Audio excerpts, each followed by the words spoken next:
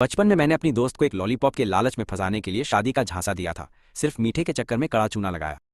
मैंने उससे कहा था कि हम बड़े होकर पक्का शादी करेंगे। मेरी वो सुंदरी दोस्त ऊपर से ऐसा कड़ा दिखावा करती थी जैसे मुझसे सख्त नफरत हो, पर अंदर की असली बात कुछ और थी। असलियत में वो मेरी बहुत ही ज्यादा परवाह करती थी। फिर सालों बाद जब मैं विदेश से पढ़ाई पूरी करके वापस लौटा तो अपना सामान लेकर सीधा उसके घर की तरफ निकल पड़ा, एकदम तूफानी रफ्तार में। मैं नत्सुमी के दरवाजे पर पहुंचा और जोर से आवाज लगाई। गुस्से में 2 बार लात भी मारी, पर दरवाजा टस से मस नहीं हुआ। अंदर से कोई हलचल नहीं हुई। लगा महारानी गहरी नींद में गायब है। मैंने समय देखा तो आधी रात हो चुकी थी। पक्का वो बाहर कहीं मजे मार रही होगी। मेरा माथा ठनका कि महारानी पक्का कोई नया रायता फैला रही है। मैंने तुरंत उसका नंबर निकाला और कॉल घुमा दिया। मन में सोच रहा था कि इतने सालों बाद क्या उसको मेरी कड़क आवाज याद भी होगी या सब भूल गई। थोड़ी देर घंटी बजने के बाद फोन उठा। मैंने बिना वक्त गंवाए अपने असली रौबदार अंदाज में सीधा सवाल दागा। कहाँ बाहर फालतू की आवारागर्दी मचा रही है तू इस वक्त अकेले? तू इस वक्त कहाँ बाहर फालतू आवारागर्दी कर रही है? मैं अपने देश वापस आ चुका हूँ और ठीक तेरे फ्लैट के बाहर खड़ा हूँ। बिना किसी नाटक के तुरंत वापस आ और गेट खोल। मैंने हुक्म दिया, पर दूसरी तरफ से उसकी जानी पहचानी आवाज नहीं आई, बल्कि किसी दूसरी अनजान लड़की ने कॉल उठाया और सीधे बोली कि आप उसको ढूंढ रहे हैं, वो अभी व्यस्त हैं। अनजान लड़की बोली बाद में फोन करना, और इतना कहकर सीधे कॉल काट दिया। मेरा तो फ्यूज उड़ गया कि आखिर ये क्या भसड़ मच गई है भाई। मैं एक पल के लिए वहीं एकदम सन्ने रह गया और अगले ही पल मेरा गुस्सा भड़क उठा। मेरी नस फटने को हो रही थी कि साला मेरी ऐसी 2 कौड़ी की औकात कर दी। साफ समझ आ रहा था कि फोन उठाने वाली कोई चमची थी। मुझे यकीन नहीं हुआ कि एक मामूली सी चेली मुझ पर अपना घटिया रौब झाड़ने की कोशिश करे। उसी वक्त 8+1 बार के अंदर वो अपने लोगों के साथ बैठकर शराब पी रही थी, एकदम बिना किसी टेंशन के फुल टू धमाल मचा रही थी। उसके बगल में केंटा नाम का एक छपरी लड़का बैठा था, जो उसके कंधे पर हाथ रखकर उसके चेहरे को ऐसे घूर रहा था जैसे कोई भूखा भेड़िया शिकार देख रहा हो। एकदम एक नंबर का क्रीप साला। वो उसके और करीब खिसकने लगा। मन ही मन सोच रहा था कि ऐसी कतई जहर और सुंदर लड़की इस पूरी दुनिया में बड़ी मुश्किल से मिलती है। एकदम चांद का टुकड़ा भाई। तभी उसके माथे पर बल आ गया। उसकी आंखों में कड़ा गुस्सा साफ दिखा और उसने तुरंत उस नल्ले को झटके से खुद से दूर धकेल दिया कि मुझसे दूर रह। तू समझा क्या ढक्कन? नत्सुमी कड़क आवाज में बोली। मुझसे दूर रह? मेरा फोन कहाँ है? तभी उसकी चमची यूकी जो पास ही बैठी थी तुरंत दौड़कर आई और दोनों हाथों से फोन आगे कर दिया। तुरंत यूकी सिर झुकाकर बोली, आपका फोन ये रहा दीदी। तभी फोन की घंटी बजी। उसने बिना नाम वाले उस अनजान नंबर को देखा तो उसकी आंखें झपकने लगीं कि ये कौन है। जैसे ही उसने कॉल उठाया, दूसरी तरफ से मेरी गुस्से से भरी आवाज गूंजी। नत्सुमी। वो पहले तो मेरी आवाज पहचान नहीं पाई, जिससे उसका मूड और भी ज्यादा खराब हो गया। एकदम स्यापा। परिवार के अलावा किसी की इतनी औकात नहीं थी कि उसे पूरे नाम से बुलाए। वो बुरी तरह भड़क कर बोली, कौन है बे? मेरा दिमाग दही मत कर, सीधा अपना नाम बता। मैंने एक पल रुककर पूछा, क्या तू ही बोल रही है? तो वो नखरे दिखाते हुए बोली, कितना बोरिंग इंसान है तू, मैं अभी के अभी फोन काट रही हूँ। मैंने तुरंत उसको बीच में रोकते हुए कहा, फोन मत काट, तू है कहाँ? मैं आ रहा हूँ। उसकी लड़खड़ाती आवाज से ही साफ पता चल गया था कि महारानी पूरी तरह से नशे में टल्ली बैठी है। मैंने एक पल रुककर पूछा, क्या तू ही बोल रही है? तो वो नखरे दिखाते हुए बोली, कितना पकाऊ इंसान है तू, मैं अभी के अभी ये फालतू कॉल काट रही हूँ। मैंने तुरंत उसको बीच में रोकते हुए कहा, कॉल मत काट, तू है कहाँ? सीधा जगह का नाम बता, मैं तुझे लेने वहीं पर आ रहा हूँ अभी। भले ही मुझे ज्यादा तजुर्बा नहीं था, पर उसकी आवाज सुनकर ही समझ आ गया था कि लड़की नशे में टल्ली है। साफ था कि महारानी आज रात दबा के पार्टी करने निकली है और मस्त होकर झूम रही है। आमतौर पर वो किसी का भी फोन तुरंत मुंह पर काट देती है, पर आज न जाने क्यों मेरी कड़क आवाज उसको कुछ जानी पहचानी सी लगी और वो एकदम से शांत हो गई। साला वो जैसे किसी तगड़े जादू के असर में आ गई और बिना सोचे समझे अपना ठिकाना उगल दिया। नशे में बोली, मैं इस वक्त इकुन बार के केबिन नंबर 520 में बैठी हूँ, जल्दी आ। मैंने तुरंत कहा, ठीक है, हिलना मत, मैं अभी वहीं पहुंच रहा हूँ, मेरा इंतजार कर। पर इससे पहले कि मैं अपनी पूरी बात खत्म कर पाता, महारानी ने बिना सुने ही सीधे कॉल काट दिया। लोचा। उसने हाथ नीचे किया और बंद स्क्रीन को खाली आंखों से घूरती रही। उसके सिर में शराब का तगड़ा नशा बुरी तरह से घूम रहा था, एकदम दिमाग का दही हो रहा था। वो पूरी तरह से होश में भी नहीं थी, पर एकदम सुन भी नहीं थी। वो अपने भारी सिर के साथ सोचने लगी कि आखिर मुझ पर हुक्म चलाने वाला ये अजीब बंदा कौन हो सकता है। वो खुद से ही धीरे बड़बड़ाने लगी कि इस पूरी दुनिया में ऐसा कोई मर्द पैदा नहीं हुआ जो मुझ पर इस तरह से सीधे हुक्म चलाने की जुर्रत कर सके। फिर उसने अपनी ही बात को मन में सुधारते हुए सोचा कि शायद एक इकलौता इंसान ऐसा है, और वो बस उस भूले हुए चेहरे को ठीक से याद करने ही वाली थी कि तभी वो चिपकू दोबारा कबाब में हड्डी बनते हुए पास आया और बोला, क्या वो तुम्हारे नए प्रेमी का फोन था जो तुम इतना सोच रही हो? एक नंबर का लुक्खा। वो उस सिम के मुंह बिल्कुल नहीं लगना चाहती थी और सोफे पर टिक गई। उसको असहज देखकर उसकी वफादार चमची तुरंत केबिन से बाहर खिसक गई। पतली गली। थोड़ी ही देर में वो नशा उतारने की अचूक दवाई लेकर वापस आ गई और सिर झुकाकर प्यार से बोली, दीदी आपकी दवाई ये रही, इसे ले लीजिए ताकि आपका ये तगड़ा हैंगओवर तुरंत छूमंतर हो जाए। एकदम। उसने दवाई पकड़ने के लिए हाथ आगे बढ़ाया ही था कि उस नल्ले ने बीच से ही छीन ली और ज्यादा शाणा बनते हुए बोला, लाओ, मैं अपने हाथों से प्यार से तुम्हें ये खुराक खिला देता हूँ। वो नशे में इतनी ज्यादा सुस्त हो रही थी कि उसने कोई विरोध नहीं किया और सेवा करवाने लगी। आखिर बचपन से ही उसके हर नखरे उठाए गए थे, तो हुक्म चलाना उसके खून में ही बसा हुआ था। इधर मुझे जैसे ही उस बार का पता चला, मैंने अपना सारा सामान नीचे सुरक्षा गार्ड के पास छोड़ा और तुरंत अपनी सुंदरे दोस्त को ढूंढने के लिए तूफानी रफ्तार से निकल पड़ा। इतने सालों बाद अपने वतन वापस आने के कारण मैं कैब की खिड़की से बाहर अपने शहर की बदलती सड़कों को बड़ी उत्सुकता से घूर रहा था। हर एक नज़ारा बड़ा ही कड़क लग रहा था। आखिरकार मेरी गाड़ी पब वाली चमचमाती गली में पहुंची और मैं उतरते ही बिना एक पल गंवाए सीधे उस बड़े से पब के मेन गेट की तरफ पूरी ताकत से दौड़ पड़ा सिस्टम फाड़ने। दरवाजे पर एक तगड़े बाउंसर ने मुझे रोका और घूर कर बोला, क्यों बे छोटे, क्या तुम्हारी उम्र अंदर जाने लायक हो गई है या बच्चे हो? ये सुनकर मेरी खोपड़ी सटक गई। मैंने पूरे रौब से चिल्लाकर कहा, मैं यहाँ नत्सुमी से मिलने आया हूँ। और जैसे ही उसका ध्यान भटका मैं चकमा देकर फुर्र से अंदर की तरफ निकल लिया। 1.5 शाना। जैसे ही उस दरबान ने सुना कि मैं उस पब की खास मालकिन से मिलने आया हूँ, उसकी हवा टाइट हो गई और उसने मुझे रोकने की हिम्मत नहीं की। अंदर का माहौल देखकर मेरी आंखें फटी की फटी रह गईं। जगह उम्मीद से कहीं ज्यादा बड़ी थी। बहुत देर तक इधर उधर खाक छानने के बाद आखिरकार मुझे केबिन नंबर 520 का बोर्ड दिख ही गया। मैंने पूरे भौकाल के साथ झटके में दरवाजा खोला और जोर से दहाड़ा। नत्सुमी अंदर बैठे सभी लोगों की सिट्टी पिट्टी गुम हो गई और वो सब मुझे ही ताकने लगे। तभी सूट पहने एक 1.5 शाना सड़ी शक्ल बनाकर मेरे सामने आया और ऐंठ कर बोला, तू कौन है बे? क्या तुझे लगता है ऐसे नाम चिल्लाने से मैडम का ध्यान तेरी इस सड़ी शक्ल पर चला जाएगा नल्ले? वो बोला, छोटे तू अभी बहुत नादान है। जैसे ही वो पास आया उसके सस्ते इत्र की बदबू से मेरा तो माथा ही सटक गया। कतई ट्रैश महक। मैंने तुरंत घिन से अपनी नाक सिकोड़ ली और 2 कदम पीछे हटते हुए उस छपरी को सीधे अपनी असली टोन में हिदायत दी कि खबरदार जो मेरे 1 इंच भी ज्यादा करीब आया तो। तभी वो यूकी चेहरे पर मीठी सी मुस्कान सजाकर मेरे पास आई और प्यार से बोली, क्या आप यहाँ हमारी प्यारी दीदी को ढूंढ रहे हैं जनाब? वो बोली, दीदी अभी अंदर गई हैं, बस कुछ ही पलों में आती होंगी। पर मेरी इस तगड़ी वाइब से वो नल्ला अंदर तक जल गया था। उसने मुझे ऊपर से नीचे तक बड़ी ही हीन भावना से ताका और चिढ़कर बोला, कहीं तू ही तो मैडम का वो नया आशिक नहीं है बे? वो भड़क कर बोला, तो उसने मेरी जगह तुझ जैसे चिरकुट को चुना है शक्ल से तो तू एकदम दूध पीता मेमना लगता है। ओए चिकने, तुझमें ऐसी क्या तो बात है जो मुझ लेजेंड में नहीं है बे? उसकी इस बात पर वहां बैठी बाकी लड़कियां धीरे से हंसने लगीं। सच में वो बंदा कतई ढीठ था। सरेआम अपनी फजीहत करवा के भी खुद को कोई बहुत बड़ा ओजी खिलाड़ी मान रहा था। जोकर उसे लगता था कि अपने पुराने स्कूल का सबसे चिकना लौंडा होने के दम पर वो कोई शाही नवाब बन गया है। पर मेरी नज़र में वो एकदम रद्दी और चवन्नी छाप आइटम ही था। उसकी ये नीच बकवास सुनकर मेरा चेहरा एकदम गुस्से से तमतमा गया। मुझे किसी से भी खुद को दूध पीता बच्चा सुनना कतई बर्दाश्त नहीं था। अब तो इस कीड़े का पक्का गेम बजाना होगा। मैंने बोला, तू अपना मुंह बंद रख, मैं यहाँ तेरे लिए नहीं आया हूँ। कैंटा एकदम चिढ़कर बोला कि तू आखिर क्या फालतू बकवास कर रहा है? उसने चिल्लाकर बोला, तेरी औकात क्या है जो तू मुझ पर चिल्ला रहा है? उसका पहले से ही दिमाग दही था क्योंकि नत्सुमी ने सिर्फ 1 हफ्ते ही उसको डेट किया था और फिर उसका पत्ता साफ किया। उसने एक सस्ता सा बहाना चिपकाकर उसे पीछा छुड़ा लिया था और फिर कुछ ही दिन बाद ये खबर उड़ने लगी कि उसको एक नया और तगड़ा बंदा मिल गया है जो दिखने में कतई जहर है। उसको अंदर से लगने लगा था कि वो लुक्स और हाइट में उस नए बंदे से बुरी तरह हार रहा है जिससे उसकी खटिया खड़ी थी हो रही थी। अब तो उसका भौकाल भी खत्म हो रहा था जो उससे बिल्कुल बर्दाश्त नहीं हुआ। उसने ठान लिया कि चाहे जो हो जाए वो अपना रुतबा वापस हासिल करके ही रहेगा। मुझे इस नल्ले से कोई भी बात करने में इंटरेस्ट नहीं था। उससे आधा वाक्य बोलना भी सीधे सीधे मेरे कीमती वक्त का सत्यानाश ही लग रहा था। मेरा पूरा ध्यान सिर्फ उसको खोजने पर था। मैंने यूकी को देखा और सीधा पूछा कि लड़कियों का वॉशरूम कहाँ है? चुपचाप मुझे बिना वक्त बर्बाद किए अभी वहां लेकर चल। मेरी बात सुनकर वो एकदम सन्न हुआ। यूकी बोला, तू लेडीज वॉशरूम जाना चाहता है? तूने ही तो अभी कहा था कि वो वॉशरूम गई है। मैंने टशन में बोला, अगर मैं लेडीज वॉशरूम नहीं जाऊंगा तो क्या उसको मर्दों के वॉशरूम में खोजने जाऊं? ढूंढूंगा। मेरी ये सॉलिड बात सुनकर उसको आखिरकार समझ आ गया कि मेरे इस लॉजिक में सचमुच एकदम दम था और मैं बिल्कुल सही पते की बात कर रहा था। वो चुप रह गया। उधर उस बंदे की गुस्से से खोपड़ी सटकी जा रही थी क्योंकि मैंने उसको पूरी तरह इग्नोर मारा था। वो खुद को दूसरे मिडिल स्कूल का सबसे बड़ा स्टड मानता था और अब तिलमिला रहा था। उसने भड़कते हुए बोला, तेरी हिम्मत कैसे हुई मुझे इग्नोर करने की? मेरी तरफ देख, मैं तुझसे बात कर रहा हूँ। ओ ए, क्या तुझे मेरी बात सुनाई नहीं दे रही है? क्या तू एकदम बहरा है? अपने इसी गुस्से में आकर उसने पीछे से मेरे बाल पकड़ने के लिए हाथ बढ़ाया। उस समय बूथ के अंदर सिर्फ हल्की और रंग बिरंगी लाइटें ही जल रही थीं जिससे माहौल थोड़ा धुंधला सा था। अचानक हुए इस हमले से मेरे बाल बुरी तरह खिंच गए। दर्द के मारे मेरी खोपड़ी एकदम सुन्न पड़ गई और मैंने तुरंत कड़क आवाज में चिल्लाकर उसको औकात में रहने को कहा। वो साला कमीना हंसते हुए बोला, मैं बाल नहीं छोड़ूंगा, तू मेरा क्या उखाड़ लेगा? मैंने भी तय किया कि अब इसको सबक सिखाना पड़ेगा। मैंने तुरंत अपना हाथ नीचे बढ़ाया और उसकी पैंट पकड़कर झटके से पूरी नीचे खींच दी जिससे सरेआम उसका तमाशा बन गया। भाई मारे शर्म के उसका चेहरा सफेद पड़ गया।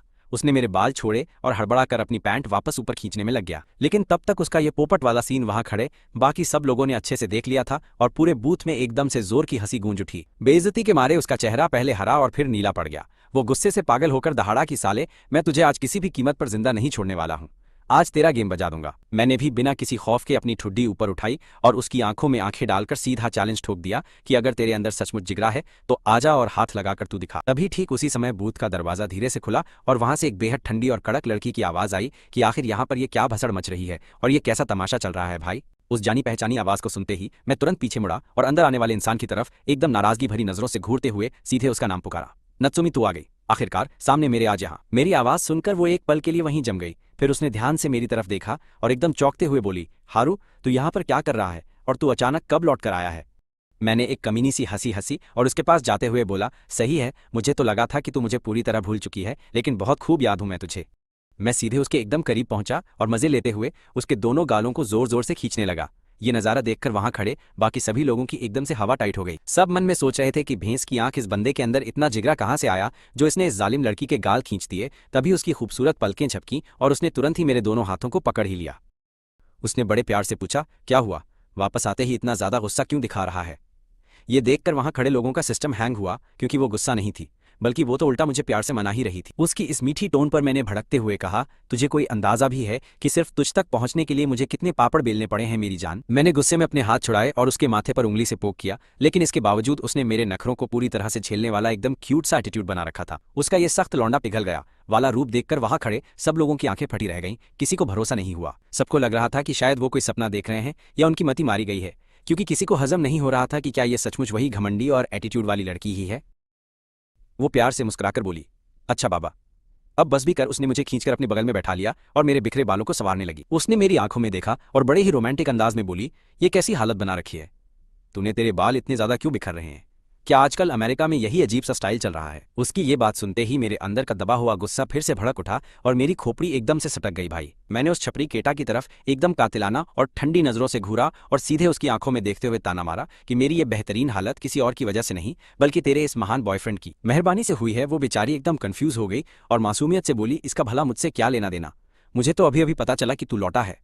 मैंने गुस्से में एक गहरी सांस ली और सीधे उस चिरकुट बंदे को घूरते हुए सार्काज़म में बोला, तेरा ये नया वाला आशिक सचमुच बहुत ही ज्यादा महान और टैलेंटेड इंसान है, इसका तो कोई जवाब ही नहीं है। सच, मैं यहाँ शांति से सिर्फ तुझे खोजने अंदर आया था और इस 2 कौड़ी के बंदे ने बिना बात का लफड़ा कर दिया।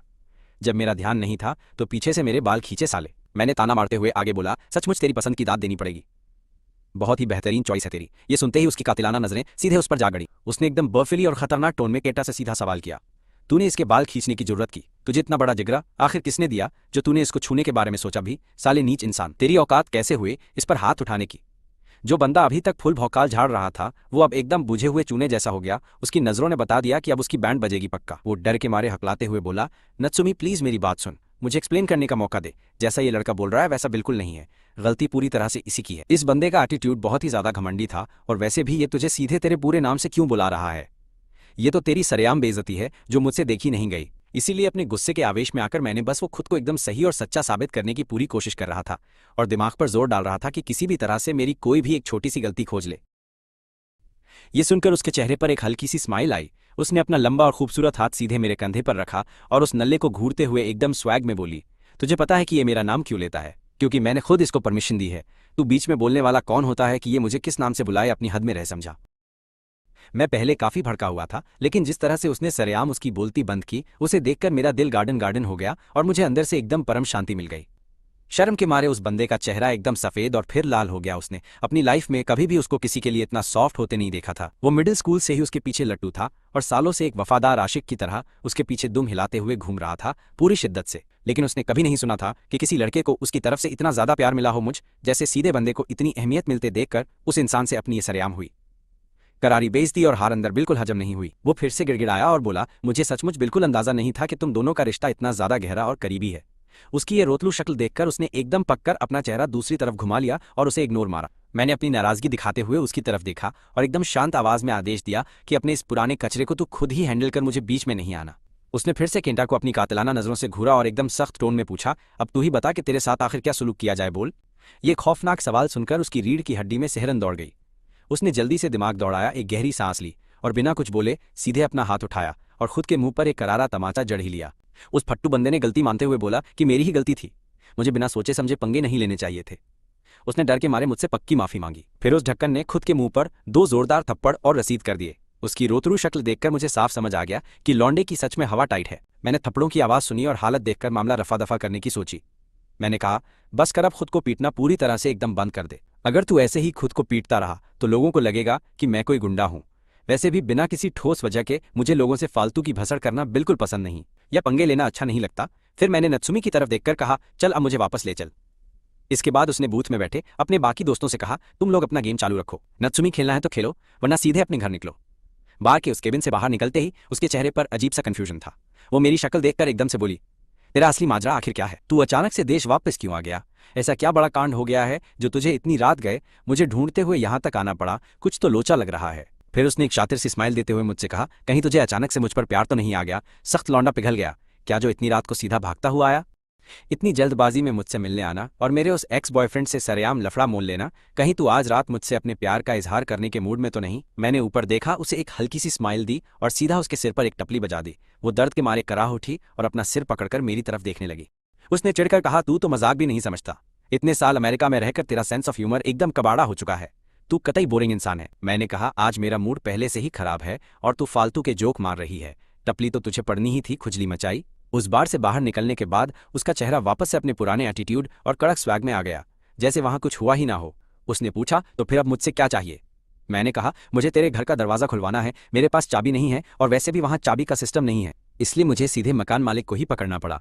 मेरी ये बात सुनकर उसका दिमाग दही हो गया और वो एकदम कंफ्यूज होकर मेरी तरफ देखने लगी कि आखिर मैं ये क्या बक रहा हूँ। उसने कहा, मेरा घर पर वहां तो मॉम डैड हैं, तू बस एक कॉल कर देता तो कोई भी दरवाजा खोल देता, बल्कि तेरा स्वागत करने के लिए पूरी लाइन लग जाती। हम दोनों बचपन से साथ पले बढ़े थे, तो उसका घर मेरे लिए दूसरे घर जैसा ही था, पर तभी उसे लगा कि दाल में कुछ काला है, पक्का कोई लोचा है। उसने अपनी आंखें छोटी की और मुझ पर शक करते हुए घूरकर बोली, तू आखिर किस घर की बात कर रहा है? कहीं तेरा इरादा गलत तो नहीं? मुझे सीधे सीधे बता कि माजरा क्या है। वो बोली, कहीं तू उस अपार्टमेंट की बात तो नहीं कर रहा जहां मैं अभी रह रही हूँ? मैंने सिर हिलाते हुए कहा, जाहिर सी बात है, वरना मैं इतनी रात को यहाँ क्यों आता? मैंने कहा, कतई ढक्कन है। क्या मैंने उसे ऐसे घूरा जैसे वो दुनिया की सबसे बड़ी बेवकूफ हो? यह एकदम फालतू का सवाल था, जिसका जवाब बच्चे को भी पता होता कि मैं वहीं पर जाने वाला हूँ। उसका चेहरा एकदम से उतर गया। उसने मुझ पर गहरा शक करते हुए पूछा, तू इतनी रात को मेरे पर्सनल अपार्टमेंट में आखिर क्या करने आ रहा है? तेरा असली प्लान क्या है? इतनी रात हो चुकी है, अगर तुझे रुकने के लिए जगह चाहिए तो सीधे मॉम डैड के पास जा सकता था। मेरे पास आने की क्या जरूरत पड़ गई? हालांकि उसे अंदर से पहले ही पक्का अंदाजा लग चुका था कि कुछ बहुत बड़ा लोचा हुआ है, पर वो इस बात को सच नहीं मानना चाहती थी। वो बस यही मना रही थी कि शक गलत निकले। मैंने उसकी तरफ देखकर एक शातिर स्माइल दी और बोला, शक्ल देखकर लग रहा है तुझे अभी तक खबर नहीं है कि तेरी मॉम ने तेरा गेम बजा दिया हुआ है। तू ज्यादा लोड मत ले, मैं भी तेरी तरह इस जाल में फंसा हुआ विक्टिम हूँ। मेरी भी खोपड़ी सटकी हुई है। मेरी बात सुनकर उसका दिमाग सुन्न पड़ गया। वो पूरी तरह बौखलाकर चिल्लाई, व्हाट द हैक? आखिर चल क्या रहा है, मुझे अभी बता। मैंने कहा, आज से हम दोनों मंगेतर हैं और साथ रहने वाले हैं। पर इससे पहले कि मैं अपनी बात खत्म कर पाता, बार के उस बंदे ने लाकर उसकी स्पोर्ट्स कार हमारे सामने खड़ी कर दी। कतई जहर गाड़ी थी। कार देखते ही उसने बिना कुछ बोले मुझे धकेलकर अंदर सीट पर पटक दिया और खुद ड्राइविंग सीट पर बैठ गई। उसके चेहरे पर अलग ही खौफ छाया था। इंजन की जोरदार आवाज के साथ वो स्पोर्ट्स कार तूफानी स्पीड में वहां से निकल गई। मैंने गाड़ी के अंदर इधर उधर हाथ मारकर देखा।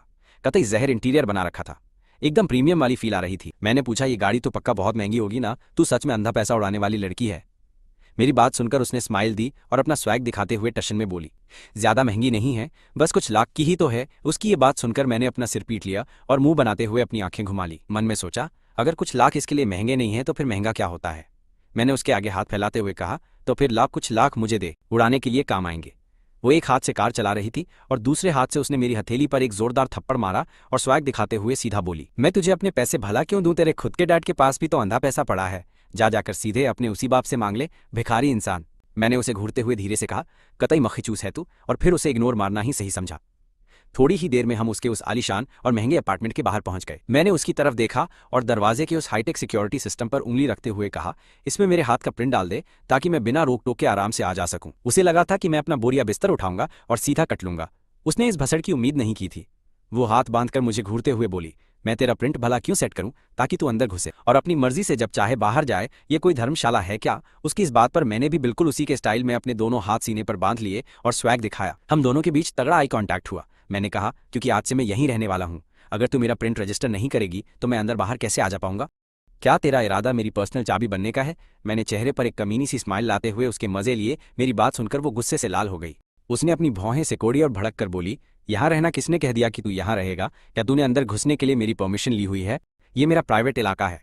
मैंने कहा, तेरी मॉम ने ही मुझे यहाँ रहने के लिए भेजा है। तब जाकर उसे असली लोचा समझ आया और पुरानी बात याद आई जो अधूरी छूटी थी, जो मैं बार में बोलते बोलते रुक गया था। वो फौरन बोली, तूने कहा था कि मेरी मॉम ने मेरे साथ गेम खेला है, उसका आखिर क्या मतलब था? बता, क्या उस बात का इस पूरे कांड से कोई लेना देना है? मैंने हाँ में सिर हिलाया और कहा, क्योंकि जल्द ही हम दोनों की सगाई होने वाली है, इसलिए घरवाले चाहते हैं कि हम दोनों साथ रहकर अपने बीच की बॉन्डिंग और प्यार को थोड़ा बढ़ाएं।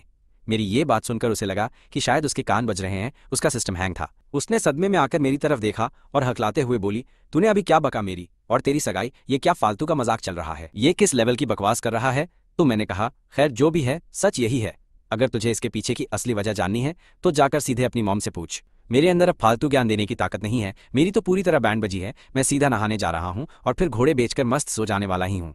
Bye bye. मैंने उबासी लेते हुए उसकी तरफ अपना हाथ हिलाया और भारी लगेज घसीटते हुए सीधा उसके कमरे की तरफ अंदर को बढ़ गया था। पीछे से वो चिल्लाई, ओए नहाने जाने से पहले मुझे पूरी बात अच्छे से समझा कर जा। पर मैंने एक जोरदार आवाज के साथ दरवाजा सीधा उसके ही मुंह पर बंद कर दिया, जिससे उसकी वो घमंडी और ऊंची नाक कुचलने से बची। वो पागलों की तरह दरवाजा पीटने लगी और बाहर से जोर जोर से मुझ पर चिल्लाने लगी थी। बाहर निकल कमीने। थोड़ी ही देर बाद मैंने दरवाजा खोला। मेरे हाथ में बदलने के लिए दूसरे कपड़े थे और मैं स्वैग से दरवाजे के फ्रेम पर टेक लगाकर खड़ा हो गया और उससे बोला, देख मुझे इस वक्त बहुत ही भयंकर वाली नींद आ रही है। मेरा दिमाग पूरी तरह से सुन्न हो चुका है। अपन इस टॉपिक पर कल सुबह बात करेंगे, ठीक है? इतना बोलकर मैं उसके बगल से निकला और सीधा बाथरूम में घुस गया। वो बाहर खड़ी एकदम बेबस होकर मेरा ये सारा तमाशा देखती रह गई। मेरी शक्ल पर पक्की थकावट देखकर उसने फिलहाल के लिए इस रायते को यहीं छोड़ना सही समझा। अगली सुबह एकदम तड़के में हॉल में आया और जोर से चिल्लाते हुए बोला, ओए नत्सुमी, क्या नाश्ता रेडी हो गया है? मेरे पेट में भयंकर चूहे कूद रहे हैं, मैं भूख से मरा जा रहा हूँ। अपनी नींद भरी आंखों के साथ मैं सीधा जाकर सोफे पर धड़ाम से बैठ गया था। मेरा सिर ऐसे झूल रहा था जैसे मैं अभी वापस से गहरी नींद में लुढ़क जाऊंगा। उसने ओपन किचन में अपने लिए एक ग्लास पानी निकाला और वहीं किचन के काउंटर के सहारे अपनी बॉडी को टिकाते हुए आराम से खड़ी हो गई। फिर उसने एकदम आलसी टोन में जम्हाई लेते हुए मुझसे कहा, यहाँ कोई नाश्ता वाश्ता नहीं मिलने वाला है आज। मैं यहाँ खाना वाना नहीं बनाती। अगर तुझे कुछ ठूसना है तो खुद बाहर जा और अपने पैसे से खरीद कर खा ले। मेरी तो सिट्टी पिट्टी गुम हो गई और मैं रोतड़ू सी शक्ल बनाकर वहीं बैठ गया और बोला, अब मैं क्या करूं, खाली पेट मुझे चक्कर आते हैं। नात्सुमी, तू अभी एक बढ़ता हुआ बच्चा है। फ्रिज में बढ़िया दूध और मस्त ड्रिंक्स हैं, जाके पीले। अलमारी में भी बहुत सारे कुरकुरे, बिस्किट और स्नैक्स पड़े हैं। आराम से अपना घर समझकर खा। वो आराम से निकालकर जो मन करे वो ठूस ले ताकि तेरी भूख मिट जाए। तब तक मैं घर पर फोन घुमाकर अपने मम्मी पापा को बुलाती हूँ ताकि वो लोग आकर तुझे वापस छोड़ दें। जैसे ही मुझे पता चला कि यहाँ खाने के लिए मस्त आइटम रखे हैं, मैं झट से सोफे से उठा और पागलों की तरह सीधा फ्रिज की तरफ भाग गया, एकदम भूखा। वो क्या मैंने कल रात को तुझे नहीं बताया था कि आज से मैं तेरे साथ यहीं रहने वाली हूँ? और मैं भी बिल्कुल शर्मा नहीं रहा था।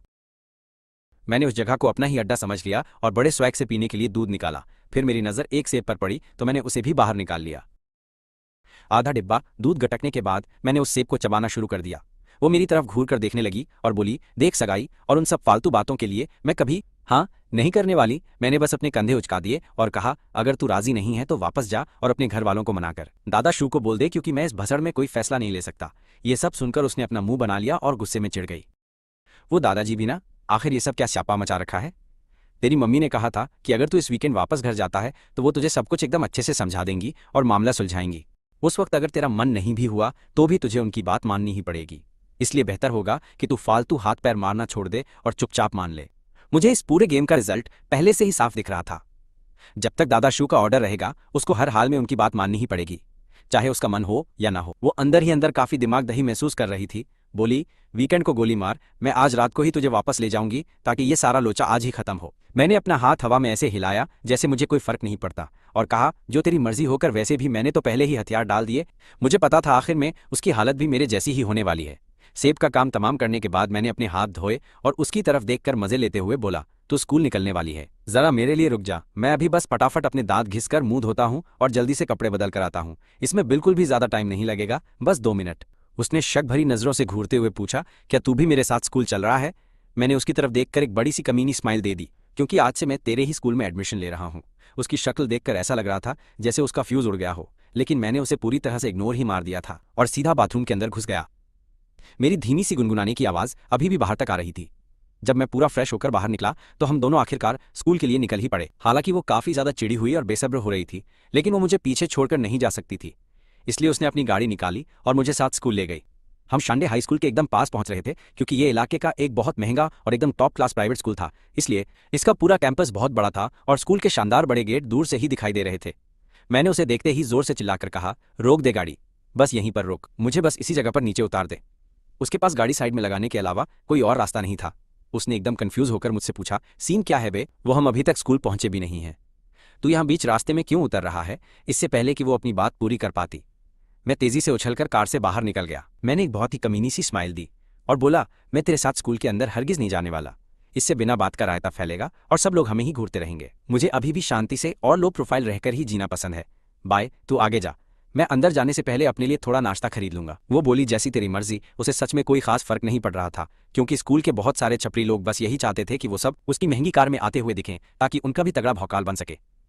लेकिन दूसरी तरफ मैं इकलौता ऐसा बंदा था जो उसे पूरी तरह से इग्नोर मारकर अपना अलग ही एटीट्यूड दिखा रहा था। एकदम वो मुझे अकेला छोड़कर तुरंत ही अपनी गाड़ी लेकर वहां से निकल गई। मैंने अपने चारों तरफ देखा और मेरी नज़र एक बेकरी पर पड़ी और मैंने सोचा कि क्यों ना नाश्ते के लिए थोड़ी सी बढ़िया ब्रेड खरीद ली जाए। जैसे ही मैं उस दुकान की तरफ धीरे धीरे चलकर गया, एक बहुत ही कड़क और स्वादिष्ट खुशबू मेरी तरफ हवा में आई थी। मैंने दुकान के चारों तरफ नजर घुमाई और पास खड़े क्लर्क से बोला, मुझे ये रॉक बैक चीज क्रोइसेंट दे दो। मैंने डिस्प्ले में बचे हुए आखिरी पीस की तरफ उंगली दिखाते हुए कहा। मेरी बात सुनकर वो क्लर्क चलकर पास आया और उसने वो आखिरी क्रोइसेंट बाहर निकाला और उसे बड़ी ही सावधानी से एक छोटे से पैकेट के अंदर पैक कर दिया था। जैसे ही वो पैक हुआ, मैंने उसे लेने के लिए अपना हाथ आगे बढ़ाया, लेकिन उस क्लर्क ने एकदम माफी मांगते हुए कहा, सर मुझे माफ करना, ये आखिरी था और पहले बिक चुका है। क्लर्क कृपया करके आप अपने लिए कोई दूसरी चीज चुन लीजिए। ये सुनते ही मेरा मूड एकदम खराब हो गया। मैंने इसे सिलेक्ट करने में अपना इतना सारा कीमती टाइम बर्बाद किया था और अब एंड टाइम पर कोई और इसे ले गया। मैंने गुस्से में पूछा, किसने खरीदा है इसे? मैंने साफ साफ इसे सबसे पहले देखा था। ये सुनकर वो क्लर्क थोड़ा घबराया और उसने इशारा किया वहां चेकआउट काउंटर पर खड़ी एक लड़की की तरफ और बोला, सर वो उस सामने खड़ी मैडम ने खरीदा है, इसलिए मैं आपसे सच में बहुत माफी मांगता हूँ, लेकिन आप चाहें तो हमारी यूरोपियन ब्रेड और ये मस्त चीज बन भी लोगों को बहुत ज्यादा पसंद आते हैं, क्या आप उनमें से कुछ ट्राई करना चाहेंगे? मैंने अपना मुंह बनाते हुए कहा, नहीं रहने दे। उस क्लर्क को मना करने के बाद मैं सीधा उस लड़की के पास गया और एकदम शरीफों की तरह पूछा, एक्सक्यूज मी, क्या आप मुझे वो अपना चीज क्रोइसेंट दे सकती हैं प्लीज? यार असल में मेरा दिमाग थोड़ा सनकी टाइप का है, अगर एक बार कोई चीज मेरे दिल पर चढ़ गई तो मैं उसे बदल नहीं सकता, मुझे वो हर हाल में चाहिए ही होती है बॉस। लेकिन भाई साहब, जैसे ही उस लड़की ने अपना चेहरा ऊपर उठाया तो मैं एकदम सुन्न रह गया। वो बहुत ही ज्यादा खूबसूरत थी, शक्ल देखकर सख्त लौंडा पिघला। उसका चेहरा एकदम चांद का टुकड़ा लग रहा था और आंखें तारों की तरह चमक रही थीं। उसका ऑरा बहुत ही क्लासी था, एक नज़र में ही लग रहा था कि वो पक्का कोई स्कूल की टॉप स्टूडेंट होगी। कसम से वो एकदम मेरी टाइप की बंदी थी। लूना ने मेरी तरफ देखा और बोलना शुरू किया। उसकी आवाज़ इतनी प्यारी और मीठी थी कि सुनकर दिल गार्डन गार्डन हो गया, एकदम कातिलाना। ये बिल्कुल उसी तरह की मीठी आवाज़ थी जिस पर हम लड़के लट्टू हो जाते हैं, जिसे बस एक बार सुन लेने से ही किसी भी लड़के की धड़कन तेज हो जाए। मुझे भी प्यारी आवाज़ें काफ़ी ज़्यादा अट्रैक्ट करती हैं, इसलिए मैं खुद को थोड़ा एक्साइटेड होने से नहीं रोक पाया, खासकर तब जब मेरे ठीक सामने खड़ी वो लड़की कतई जहर लग रही थी। उस पर खुद पर कंट्रोल रखना बहुत भारी काम था। मैंने उससे बोला, ये चीज़ क्रोइसेंट आखिरी बचा है और सच में इसे खाने की मेरी बहुत इच्छा हो रही है, क्या तुम प्लीज़ ये मुझे दे सकती हो क्या? प्लीज़ यार, मैं सच में तुझसे रिक्वेस्ट कर रहा हूँ। लेकिन लूना पर मेरी इन बातों का कोई असर नहीं हुआ और उसने बड़ी ही शराफत के साथ माफ़ी मांगते हुए कहा, सॉरी, ये मैंने किसी और के लिए खरीदा है, इसलिए मैं ये तुझे बिल्कुल नहीं दे सकती। ये सुनते ही मेरी हवा एक फूटे हुए गुब्बारे की तरह निकल गई। मुझे पूरा यकीन था कि उसने ये अपने बॉयफ्रेंड के लिए खरीदा है। अपने बॉयफ्रेंड की इतनी फिक्र करना और उसके लिए सुबह सुबह नाश्ता खरीदने आना, आज के टाइम पर ऐसी बंदी मिलना तो एकदम किस्मत की बात है भाई साहब। भले ही उसने मुझे रिजेक्ट कर दिया था, लेकिन फिर भी उसने मेरे दिल में अपनी एक अलग ही जगह बना ली थी, इसलिए मैंने भी फालतू का दबाव बनाना सही नहीं समझा। मेरा पोपट हो गया था। मैं लंबी सांसें छोड़ते हुए अपने भारी पैरों को घसीटकर वापस उस कांच के डिस्प्ले की तरफ चला गया और उसकी आंखें मुझे ही जाते हुए देख रही थी एकदम। शायद उसे अंदर ही अंदर थोड़ा गिल्टी फील हो रहा था, इसलिए वो खुद को बोलने से रोक नहीं पाई और बोली, मैंने सुना है कि यहाँ की यूरोपियन ब्रेड भी खाने में काफ़ी ज़्यादा स्वादिष्ट होती है, सच? उसके मुंह से ऐसी बात सुनकर मुझे लगा कि वो बंदी सच में बहुत ही ज़्यादा केयरिंग और अच्छे नेचर वाली है। फिर मैंने उसकी तरफ एक छोटी सी स्माइल दी और कहा, चलो फिर मैं वही ट्राई करूंगा पक्का। मैंने तुरंत एक यूरोपियन ब्रेड का ऑर्डर दिया, पैकेट उठाया और बस कुछ ही कदमों में दौड़कर उसके पास पहुंच गया। भले ही उसका बॉयफ्रेंड था, लेकिन फिर भी मैं पीछे नहीं हटने वाला था दोस्त। मैं आज ही तो इस नए स्कूल में आया था, तो किसी टॉप स्टूडेंट से दोस्ती करना कोई बुरा आइडिया नहीं था, इसलिए मैंने पूरी हिम्मत जुटाई और बिना डरे उसके साथ बातचीत शुरू कर दी, एकदम बिना झिझक के। मैंने पूछा, एक्सक्यूज मी, क्या तुम भी इसी शानडे स्कूल में पढ़ती हो? मैंने तो आज ही यहाँ पर नया एडमिशन लिया। लूना ने मेरी तरफ देखा और एकदम शांत रहकर बोली, हाँ मैं भी वहीं पढ़ती हूँ। फिर मैं भी उसके साथ कदम मिलाकर आगे की तरफ चलने लगा था। साथ चलते हुए बातों में पता चला कि वो तो मेरी सीनियर निकली। ये सुनकर मेरा थोड़ा पोपट हो गया और मैंने मुंह बनाते हुए बोला, मैं शायद सोफोमोर क्लास में बनूंगा। मैं सीनियर क्लास में तो किसी भी कीमत पर नहीं हूँ। लूना का चेहरा देखकर लग रहा था जैसे उसका फ्यूज उड़ गया हो। लूना, तेरा इस शायद से क्या मतलब है बे? लूना, क्या तुझे अपनी खुद की क्लास के बारे में तक नहीं पता है? मैंने थोड़ी शर्मिंदगी से अपना सिर खुजाया और उसे धीरे से देखने लगा। असल में मैं अभी अमेरिका से वापस आया हूँ। वहाँ मैं फर्स्ट ईयर में था, पर मेरा दिमाग कतई जहर है और मुझे अच्छे से पता है मैं काफ़ी स्मार्ट हूँ, इसलिए कोई टेंशन वाली बात नहीं है। तो नत्सुमी की मॉम पक्का मेरा जुगाड़ लगाकर मुझे सीधा सेकेंड ईयर में डाल देंगी, क्योंकि मुझे अच्छे से पता था कि वो भी इसी क्लास में पढ़ती है। ये तो सेट है। उसकी माँ हमें एक साथ रखेगी ताकि हमारी बॉन्डिंग हो सके। भले ही मैं अमेरिका में फर्स्ट ईयर में था, पर मेरा कॉन्फिडेंस था कि मैं यहाँ का सिलेबस आराम से सिस्टम फाड़ दूंगा गुरु। मेरे चेहरे पर इतना तगड़ा कॉन्फिडेंस और भौकाल देखकर लूना अपनी हंसी बिल्कुल नहीं रोक पाई और एकदम से मुस्कुरा दी। फिर वो बड़े ही शांत तरीके से मुझसे बोली कि ये कहना भी थोड़ा मुश्किल है लूना, दोनों जगह के पढ़ाई के सिस्टम में बहुत बड़ा फर्क होता है, इसलिए यहाँ के मुश्किल लेवल को हल्के में लेने की गलती बिल्कुल मत करना, वरना बाद में तेरा ही कबाड़ा हो जाएगा। हम दोनों मजे में बात करते हुए चल रहे थे और स्कूल के गेट तक पहुंच गए। जैसे ही हम अंदर घुसने वाले थे, तभी अचानक से एक गार्ड ने मुझे रोक ही लिया। गार्ड, ओए तू अंदर नहीं जा सकता, क्लास शुरू होने वाली है और बाहर वालों की कोई एंट्री बंद है। ये सुनकर मेरी आंखें एकदम फटी की फटी रह गईं। मैंने उस गार्ड से कहा, अरे भाई मैं भी इसी स्कूल का स्टूडेंट हूँ, मैंने आज ही यहाँ एडमिशन लिया है, पर मैंने चाहे जितना समझाया उस ढक्कन ने मुझे अंदर नहीं जाने दिया। उल्टा वो मुझे और भी शक की नज़रों से घूरने लगा, जिससे मेरा दिमाग दही होने लगा। मैं बस सोच ही रहा था कि क्या मुझे नत्सुमी का नाम लेकर अपना काम निकलवाना चाहिए। तभी मेरे बगल में खड़ी लूना एकदम से बोल पड़ी, अंकल ये सच में आज ही नया आया है, इसलिए बेचारे के पास अभी तक कोई आईडी कार्ड नहीं है, ये सच ही है। ये सीधा ऑफिस जाकर ही रिपोर्ट करने वाला है, मैं इसकी गारंटी लेती हूँ। मेरी बात मान लो। तभी उस गार्ड ने लूना को पहचान लिया और बोला, अरे मैं तो तुम्हें अच्छे से जानता हूँ, गार्ड तुम लूना हो ना? चलो ठीक है, सिर्फ तुम्हारी खातिर मैं इसे अंदर जाने दे रहा हूँ। लूना ने धीरे से अपना सिर हिलाया और बोला, शुक्रिया। लेकिन मैं अभी भी अंदर से बहुत उखड़ा हुआ था। माना लूना ने मेरी मदद करके सही किया, पर उस गार्ड के एटीट्यूड ने मेरी खोपड़ी सटका दी थी। वो मुझे ऐसे घूर रहा था जैसे मैं कोई चोर हूँ। मैं इतना हैंडसम दिखता हूँ, मेरे जैसे ओजी बंदे को इस तरह शक की नज़र से देखना बड़ी बेइज्जती है। मैंने सीधे लूना से कहा, शुक्रिया, लेकिन मुझे तुम्हारी मदद की कोई ज़रूरत नहीं है, मैं अपना काम खुद करवा सकता हूँ। फिर मैंने तुरंत अपना फ़ोन निकाला और नत्सुमी को कॉल घुमा दिया। उधर से नत्सुमी की अलसाई हुई आवाज़ आई, नत्सुमी हेलो, क्या काम है? मैंने चिढ़ते हुए कहा, मुझे इस छपरी गार्ड ने रोक लिया है और ये नल्ला मुझे अंदर नहीं जाने दे रहा है। वो मुझे अंदर नहीं जाने दे रहा क्योंकि उसे भरोसा ही नहीं है कि मैं एक ट्रांसफर स्टूडेंट हूँ। मेरी ये बात सुनते ही नत्सुमी फ़ोन पर जोर जोर से ठहाके लगाकर हंसने लगी। उसकी हंसी सुनकर मेरी नस फटने लगी। मैं गुस्से में बस उसका नाम चिल्लाने ही वाला था कि वो चुप हो गई और बोली, इंतजार कर, मैं सब सेट करती हूँ अभी। उसने मुझसे कहा, थोड़ा रुक, मैं अभी तेरा काम करवाती हूँ। तभी अचानक मुझे उसके पास से किसी लड़के की आवाज़ सुनाई दी, जो उससे पूछ रहा था कि फ़ोन पर आखिर कौन बात कर रहा है। उसकी आवाज़ वैसी थी जिस पर कोई भी लड़की आराम से लट्टू हो जाए। मेरा दिमाग सटक गया और मैंने एकदम चिढ़कर पूछा, तू किसके साथ है? मुझे नहीं पता कि उसने मेरी बात सुनी नहीं या फिर वो मुझे इग्नोर कर रही थी, क्योंकि उसने बिना कुछ बोले सीधा फ़ोन काट दिया। मैं झल्लाहट में चिल्लाया। लूना मुझे एकदम टेंशन में देखने लगी और बोली, क्या हुआ, सब ठीक तो है ना? मैंने अपना मुंह बनाते हुए उससे कहा कि कुछ लोग अपने दोस्त से ज़्यादा डेट को भाव देते हैं, ये बहुत गलत बात है। 1 मिनट भी नहीं बीता था कि अचानक उस गार्ड का फ़ोन बजने लगा। जब उसने कॉलर आईडी पर नाम देखा तो उसके तोते उड़ गए और वो एकदम हक्का बक्का रह गया। उसने बहुत इज्जत के साथ वो फ़ोन उठाया और सामने वाले की बात सुनने के बाद वो तगड़े शौक में मुझे फटी आंखों से घूरने लगा, जैसे उसने कोई असली भूत देख लिया। फ़ोन कटते ही उस गार्ड का एटीट्यूड पूरे 180 डिग्री घूम गया और वो मक्खन लगाते हुए बोला, मुझे माफ़ कर दो भाई, मुझसे बहुत बड़ी भूल हो गई, ये बस एक गलत फहमी थी। गार्ड, ये पूरी मेरी गलती है, आप आराम से अंदर जा सकते हैं, प्रिंसिपल सर अंदर आपका ही इंतजार कर रहे हैं। ये सुनते ही मुझे लगा कि अब अपना एकदम भौकाल है। ये बात सुनकर मेरे दिल को एकदम तगड़ा सुकून मिला और मैं पूरे स्वैग के साथ अंदर घुस गया। उधर लूना का तो फ्यूज़ ही उड़ चुका था और वो मेरे पीछे पीछे आने लगी, मुझसे पूछते हुए, लूना आखिर तू है कौन? भाई जो प्रिंसिपल तक तेरी सिफारिश कर रहे हैं। मैंने अपनी एक उंगली हिलाई और एकदम रहस्यमयी सी हंसी हंसते हुए उसे देखते हुए पूरे स्वैग में उससे आज ही कहा, ये तो एक बड़ा सीक्रेट है, जब हमारी थोड़ी और अच्छी दोस्ती हो जाएगी तो तुझे खुद ही पता चल जाएगा। ये सुनकर लूना धीरे से मुस्कुराई और हल्के से हंसने लगी। लूना, क्या ये तुम्हारा मुझ पर लाइन मारने का कोई नया तरीका है? वैसे मैं इतनी आसानी से हर किसी को अपना दोस्त बिल्कुल नहीं बनाती हूँ।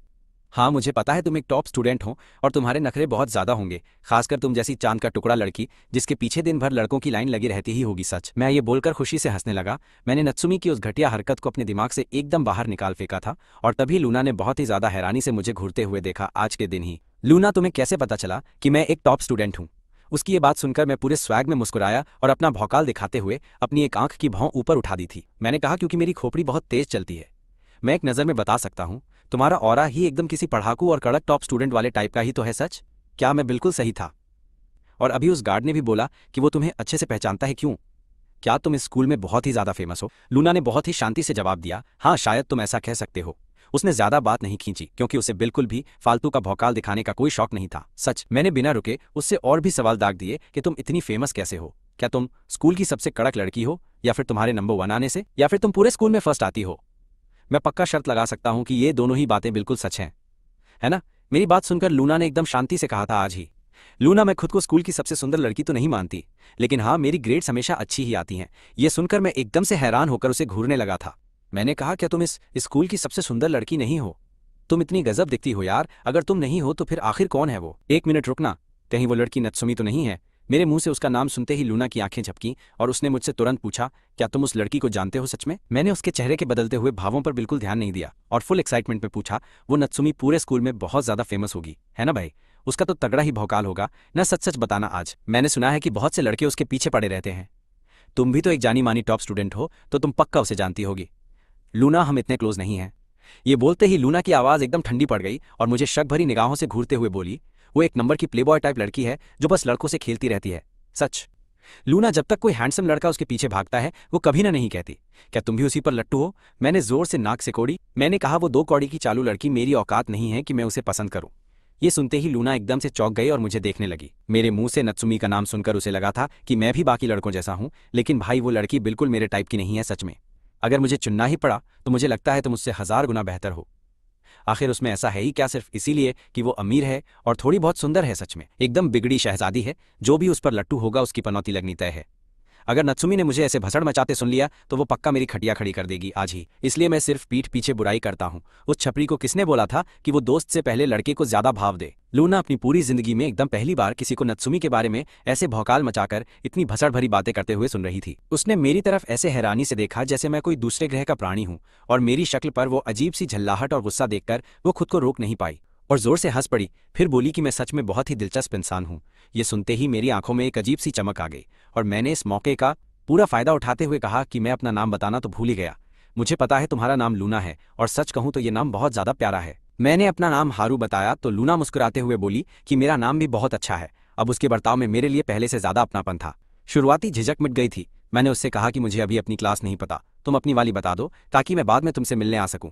मैंने उसे बताया कि मैं अभी वापस आया हूं और इस स्कूल के बारे में कुछ नहीं जानता, तो क्या कुछ समझ न आने पर मैं तुम्हारे पास पहुंच जाऊं? मैं बस उसके थोड़ा और ज्यादा करीब जाने की कोशिश कर रहा था, लेकिन मेरे दिमाग में कुछ फालतू का कचरा नहीं था, बल्कि मेरी सोच एकदम साफ और बहुत सिंपल थी। मैं बस उस खूबसूरत और होशियार लड़की से दोस्ती करना चाहता था। हमारी वाइब अच्छी मैच हो रही थी तो उससे दोस्ती करना तो पक्का बनता ही था। वैसे भी मेरा सबसे बड़ा शौक ही नए और होशियार दोस्त बनाना है, और ऐसे काम के स्मार्ट लोगों को अपनी लिस्ट में हमेशा शामिल करने में कभी भी मेरा कोई भी नुकसान नहीं होता है। ये सच है। लूना सिर हिलाते हुए बोली कि वो सीनियर क्लास एस में है, तो मैंने कह दिया कि ठीक है। अब मुझे ये बात बहुत अच्छे से समझ आ गई। मैंने कहा कि मैं अब तुम्हारा टाइम बिल्कुल बर्बाद नहीं करूंगा, क्योंकि मुझे भी अभी सीधा प्रिंसिपल के ऑफिस में जाकर अपनी रिपोर्टिंग करनी है, और वहां से फ्री होने के बाद मैं तुम्हें पक्का ढूंढ लूंगा। इतना कहने के बाद मैं अपना पूरा स्वैग दिखाते हुए सीधा एडमिन बिल्डिंग की तरफ निकल गया, और पीछे से लूना मुझे एकदम गहरे ख्यालों में डूबकर बस घूरती ही रह गई। वो सोचने लगी कि एक नया स्टूडेंट सीधा प्रिंसिपल के पास जा रहा है। पक्का इस बंदे का बैकग्राउंड आम नहीं है, बल्कि पीछे कुछ तो बहुत बड़ा लफड़ा जरूर है। नॉर्मली जो नए बच्चे आते हैं वो सिर्फ एडमिन ऑफिस जाते हैं और सीधा अपनी क्लास टीचर को जाकर रिपोर्ट करते हैं, पर मेरा भौकाल एकदम अलग था। ये सोचकर कि आगे बात करने के और भी मौके मिलेंगे, उसने फालतू जासूसी करना बंद कर दिया और चुपचाप अपनी क्लास की तरफ आगे बढ़ गई। इधर दूसरी तरफ मैं प्रिंसिपल के ऑफिस में अपनी ग्रैंड एंट्री मार चुका था, और मेरा खौफ ऐसा था कि मुझे देखते ही उसने बड़ी इज्जत से पीने के लिए तुरंत कोल्ड ड्रिंक मंगवा ली और बहुत ही ज्यादा मीठेपन के साथ पूछा कि क्या मुझे कुछ फ्रूट्स भी खाने हैं। मैं आराम से सोफे पर बैठकर थोड़ा इंतजार करने लगा, तभी वहां काले चश्मे वाली एक औरत अंदर आ गई और माहौल एकदम सीरियस हो गया, जिसे देखकर मेरा थोड़ा माथा ठनका। उस टीचर ने बहुत ही इज्जत के साथ दरवाजे पे नॉक किया और एकदम सीरियस शक्ल बनाते हुए पूछा कि क्या आपने मुझे यहाँ पर बुलाया है मेरे प्यारे प्रिंसिपल सर? ये सुनते ही प्रिंसिपल ने तुरंत अपना एकदम कड़क बॉस वाला एटीट्यूड दिखाया और मेरा तगड़ा भौकाल सेट करते हुए उसे मेरा इंट्रोडक्शन दिया कि ये हमारा एकदम नया और काफी खतरनाक ट्रांसफर स्टूडेंट है जिसका नाम हारू है। उसने बताया कि मैं पहले अमेरिका के एक बहुत ही टॉप लेवल के हाई स्कूल में पढ़ता था और मेरे ग्रेड्स भी एकदम बवाल हैं, इसलिए उसने मुझे सीधा अपनी क्लास एस में डाला है। प्रिंसिपल ने उसे मुझे क्लास में ले जाकर सेट करने को कहा, क्योंकि अब मैं इस स्कूल की तरक्की के लिए एक बहुत ही जरूरी स्टूडेंट बनने वाला हूँ। प्रिंसिपल ने एकदम कड़क आवाज में पूछा कि क्या वो समझ गई? टीचर उस छुपे हुए मतलब को एकदम अच्छे से समझ गई थी। उसने सिर हिलाया और मुझे अपने साथ ले गई। मेरा भौकाल देखो, प्रिंसिपल मुझे खुद दरवाजे तक छोड़ने आया। थोड़ी देर बाद मैं उस टीचर के पीछे पीछे अपनी नई क्लास के दरवाजे तक पहुंच गया। मैंने वहां लगे क्लास के बोर्ड पर नजर डाली और बहुत ही अजीब तरीके से पूछा कि फ्रेशमैन क्लास एस, क्या मैं अभी सोफोमोर यानी दूसरे साल में नहीं हूँ? टीचर ने बताया कि अमेरिका में मैं फ्रेशमैन था, इसीलिए प्रिंसिपल ने मुझे यहाँ भी इसी साल में रखने का एकदम सही और पक्का इंतजाम किया है। और वैसे भी हमारे देश का पढ़ाई का सिस्टम बाहर से बहुत ज्यादा तेज चलता है। अगर तुम सीधा दूसरे साल में जाते तो शायद तुम बाकी बच्चों की स्पीड के साथ बिल्कुल भी मैच नहीं कर पाते। मैंने कहा चलो ठीक है। अपने खुद के ग्रेड्स के बारे में सोचकर मैंने भी ज्यादा बहस नहीं की, और थोड़ी देर पहले जब मैं प्रिंसिपल के रूम में था तो उसके मुंह से अपने शानदार ग्रेड्स की तारीफ सुनकर मुझे अपनी हंसी कंट्रोल करने में मुश्किल हो रही थी। पर मैं यहाँ बस मजे लेने के लिए ही वापस पढ़ने आया हूँ, तो इसलिए मेरे लिए ये बात कोई खास मायने नहीं रखती कि मुझे किस ग्रेड या क्लास में फेंका गया है। मुझे तो वैसे भी आज नहीं तो कल वापस अमेरिका खिसकना ही है।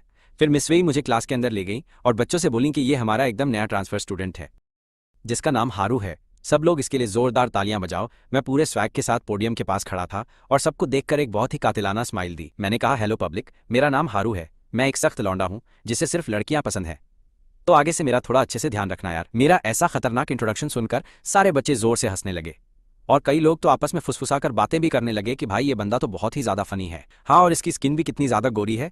मैंने तो बिल्कुल नहीं सोचा था कि ये इतना कड़क दिखेगा। अब तो हमारी क्लास के हैंडसम लड़के का पक्का पत्ता कटने वाला है।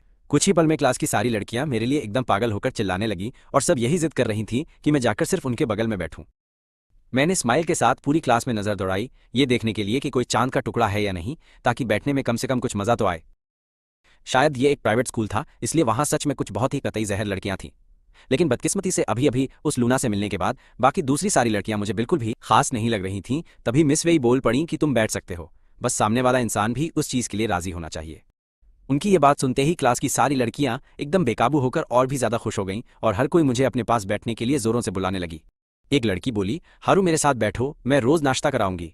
दूसरी बोली कि मेरी पढ़ाई बहुत सॉलिड है और मेरे ग्रेड्स भी एकदम टॉप क्लास के आते हैं, तुम मेरे साथ बैठोगे तो पढ़ाई में दिक्कत आने पर मैं तुम्हारी मदद करूंगी और तुम्हारे लिए हर दिन बढ़िया वाले स्नैक्स भी खरीद कर ला दिया करूंगी। तभी एक और बोली कि ओ हैंडसम मेरे साथ बैठो, मैं तुम्हारी गुलाम बनने को तैयार हूं, तुम कुछ भी करवाना इस बेहुदा बात पर। बाकी सबने उसकी भारी वाली बेइज्जती कर दी। मुझे ये सब देखकर काफी मजा आ रहा था, लेकिन मैं पिघलने वाला नहीं था। मैंने एक पल के लिए सोचा और सीधा पूछ लिया कि यहाँ सबसे खूबसूरत लड़की कौन सी है। मेरा ये सवाल सुनकर पूरी क्लास के तोते उड़ गए और हर कोई एकदम सुन पड़ गया। फिर उन सब ने बहुत ही अजीब सी शक्ल बनाते हुए क्लास में एक खास जगह की तरफ देखा। मैंने इस बात पर बिल्कुल भी ध्यान नहीं दिया कि उनकी उन अजीब शक्लों का क्या मतलब था, और पूरी क्लास की नज़रों का पीछा करते हुए मैंने भी उसी तरफ देखा। तब मेरी नज़र वहां खिड़की के पास वाली सबसे आखिरी लाइन पर पड़ी, जहां की दोनों सीटें एकदम खाली पड़ी थीं और वहां पर अभी कोई भी नहीं था। क्या आज वो सबसे खूबसूरत लड़की नहीं आई थी? खैर मैं हारू हूं, तो जाहिर सी बात है कि मैं अपने लिए हमेशा सबसे खूबसूरत लड़की को ही चुनने वाला था। इसलिए मैंने बिना कुछ भी ज्यादा सोचे सीधा अपना स्वैग दिखाते हुए वहां जाकर उस एकदम खाली पड़ी सीट पर अपना पूरा कब्जा जमा लिया और वहां बैठ गया। मैंने एटीट्यूड में मिस वेई से कह दिया कि मैं यहीं पर बैठने वाला हूं। ये सुनकर उनका चेहरा भी थोड़ा अजीब सा हो गया, जैसे उन्हें कुछ पल्ले नहीं पड़ रहा हो, और वो लड़खड़ाते हुए बोली कि ठीक है तुम्हारी मर्जी। फिर उन्होंने बच्चों को चुप कराने के लिए अपनी स्टिक से पोडियम पर जोर से 2-3 बार मारा। उन्होंने कहा कि अपने इस नए दोस्त का अच्छे से ध्यान रखना और सबके साथ मिलजुल कर प्यार से रहना। तुम लोग समझ गए। उनके वहां से जाने के बाद इंग्लिश टीचर वापस अंदर आ गई और पोडियम पर जाके अपनी क्लास चालू कर दी। मैं बाकी किसी भी सब्जेक्ट के बारे में कोई दावा नहीं कर सकता, लेकिन मेरी इंग्लिश तो एकदम टॉप लेवल की बवाल चीज है। आखिर मैंने अमेरिका में भी तो इतने सारे साल मजे में गुजारे हैं, इसीलिए मुझे ये क्लास एकदम दिमाग का दही और हद से ज्यादा बोरिंग लग रही थी। मेरे लिए तो ये एकदम किसी छोटे बच्चों की प्राइमरी स्कूल वाली क्लास जैसी थी। मैंने एक बड़ी सी उबासी ली, तभी अचानक मेरे सामने बैठी वो लड़की मेरी तरफ थोड़ा पीछे खिसकी और फुसफुसाकर बोली, हारू क्या तुम खो गए हो? चलो हम दोनों मस्त बातें करते हैं। मैंने मन में कहा, खोने का क्या मतलब है बे, ये सब सुनना बस दिमाग खराब करना है। मुझे उस लड़की पर अंदर ही अंदर थोड़ी सी घिन आने लगी कि आखिर इतनी आसान और बच्चों वाली इंग्लिश भी इसके पल्ले कैसे नहीं पड़ रही है। मेरे दिमाग में अब ये कीड़ा भी रेंगने लगा, क्योंकि मैंने तो यही सोचा था कि क्लास एस स्कूल की सबसे टॉप और एकदम रापचिक क्लास होती है। मैंने माथा खुजाते हुए उससे पूछा कि क्या ये इस स्कूल की सबसे घटिया क्लास है और यहाँ पर क्लासेस का बंटवारा आखिर कैसे होता है। वो झट से बोली, नहीं भाई, हमारी ये क्लास एस ही इस पूरे स्कूल की सबसे बेस्ट और टॉप क्लास है। ये सुनकर मेरे चेहरे के तो एकदम से तोते ही उड़ गए थे। मैंने उसकी बात पर रत्ती भर भी यकीन नहीं किया।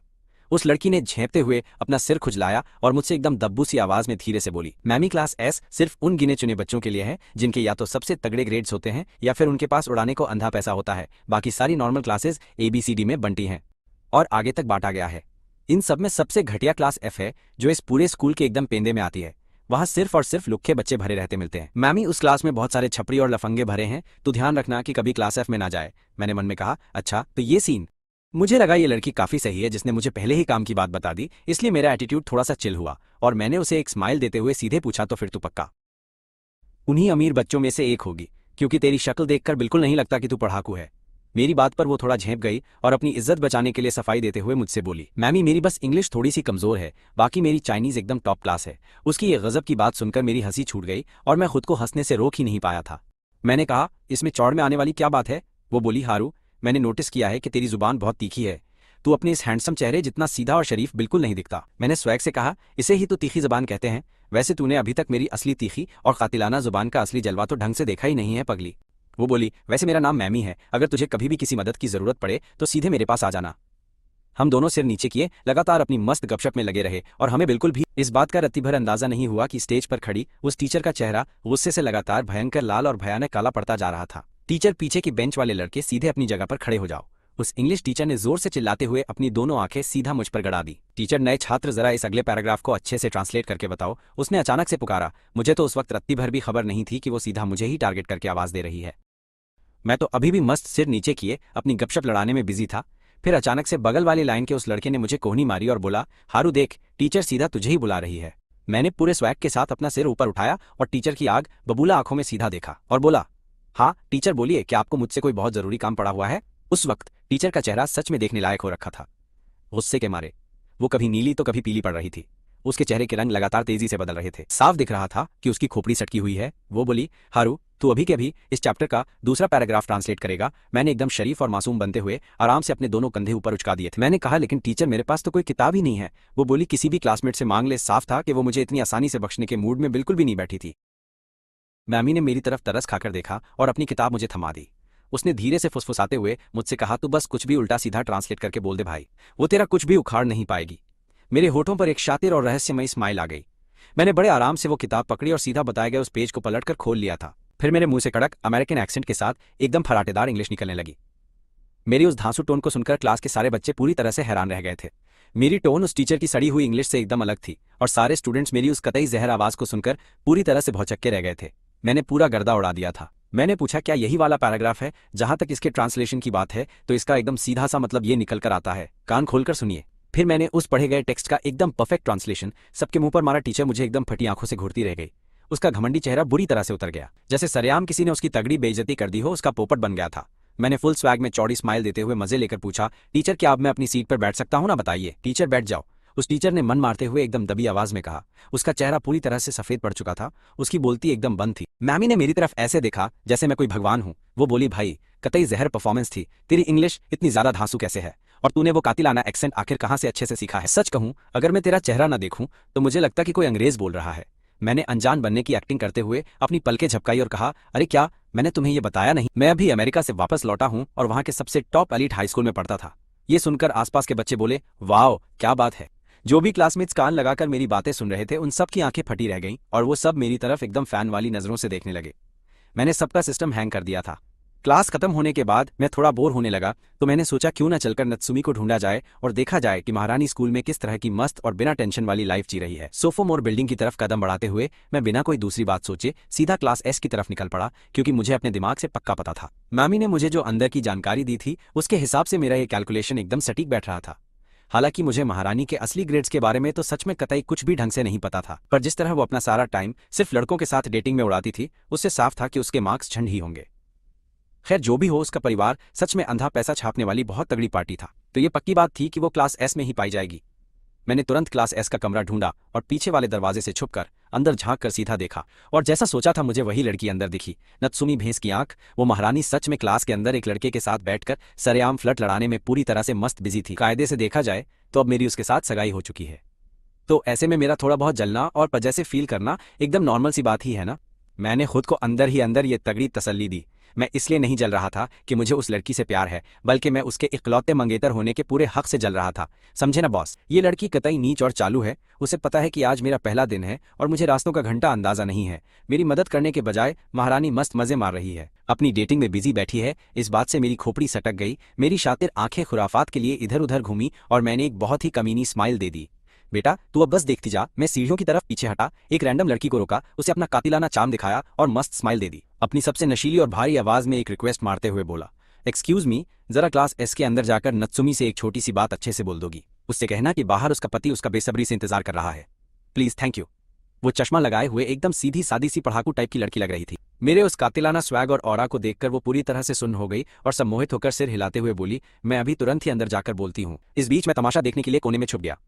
मैंने देखा उस लड़की ने अंदर जाकर सरेआम तेज आवाज में चिल्लाकर बोला, नत्सुमी बाहर तुम्हारा पति तुम्हें ढूंढ रहा है। तगड़ा कांड हो गया था। वो शोर शराबे से भरी क्लास एक ही झटके में पूरी तरह शांत हो गई। वहां सन्नाटा छा गया। मैं इमेजिन कर सकता था कि अंदर बैठे हर एक बच्चे की आंखें फटने के लेवल तक बाहर आ चुकी ही होंगी। मैंने अपनी हंसी दबाने के लिए अपना मुंह कसकर दबा लिया। कुछ ही सेकंड बाद नत्सुमी मनहूस और भयंकर गुस्से वाला चेहरा लेकर क्लास से बाहर की तरफ सीधे निकल आई। कोने में छुपकर मैंने उसकी तरफ हाथ हिलाया ताकि महारानी को मेरी लोकेशन का अच्छे से पता चल सके।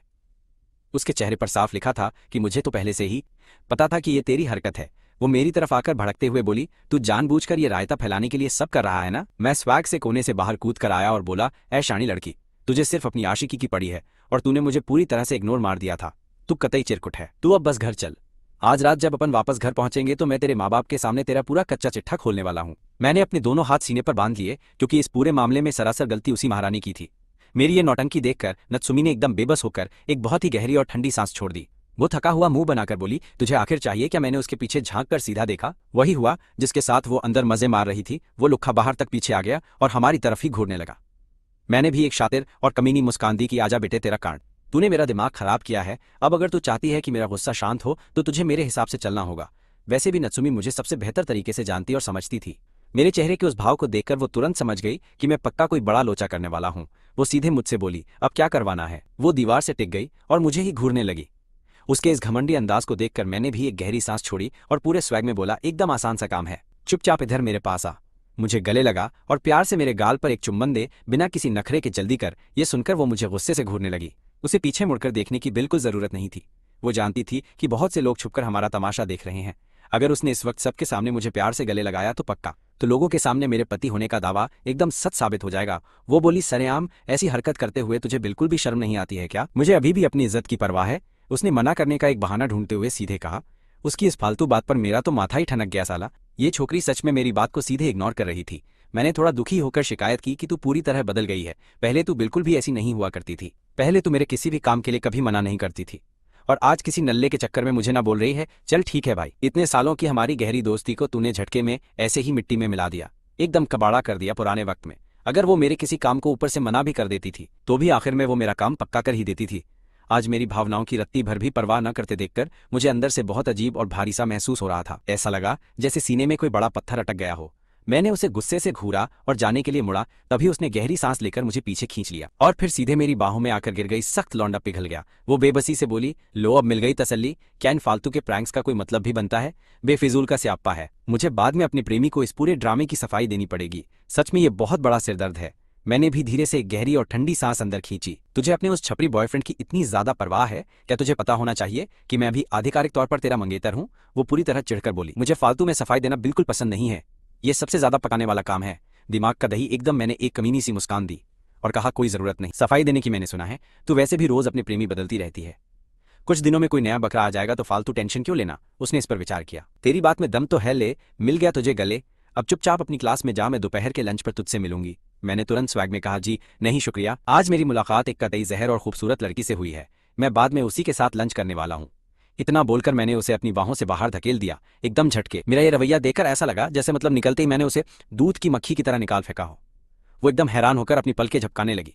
भाई, वो एकदम से भड़क कर बोली, बहुत खूबसूरत लड़की, इस पूरे स्कूल की सबसे हसीन और कतई जहर लड़की तेरे ठीक सामने खड़ी है, और तू किसी और के साथ खाएगा क्या? मेरे बजाय किसी दूसरी औरत के साथ खाना खाएगा? मैंने मजे लेते हुए कहा। ओहो, क्या हमारी नखरेबाज और घमंडी राजकुमारी को मुझसे जलन हो रही है? क्या बात? मैंने शरारत से हंसते हुए देखा तो वो ऐंठ कर बोली, भला मैं तुझसे क्यों जलने लगी? मुझे तो बस ऐसा लग रहा है कि तेरी आंखों में कोई बड़ा लोचा हो गया है। उसने साफ तौर पर अपनी नाराजगी जताते हुए अपनी उन खूबसूरत और कातिलाना आंखों से मुझे तीखेपन से घूरा, जैसे अभी कच्चा चबा जाएगी कतई जहर लोग। पर अंदर ही अंदर उसका दिमाग तेजी से दौड़ रहा था और वो सोच रही थी कि आखिर ये एक नंबर और अप्सरा जैसी लड़की कौन हो सकती है।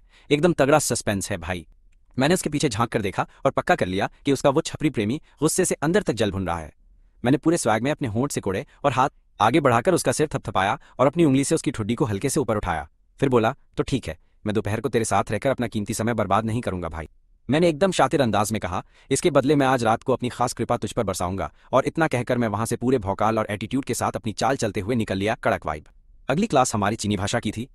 मेरे लिए ये लेक्चर इसी बोरिंग लोरी की तरह था जिसे सुनकर अच्छे अच्छों के तोते उड़ जाएं। मैंने पूरा समय बस अपनी बेंच पर ऊँगते हुए ही निकाल दिया। पक्का भाई। मेरी ठुड्डी मेरे हाथ के सहारे टिकी हुई थी और मेरा सिर बार बार ऐसे नीचे झूल रहा था जैसे कोई मुर्गी जमीन से दाना चुग रही हो। एकदम मस्त तमाशा था। इसके उलट मेरे ठीक आगे बैठने वाली मौमी काफी ध्यान से पढ़ाई कर रही थी और मास्टर जी ने उसे सवाल का जवाब देने के लिए भी खड़ा किया था।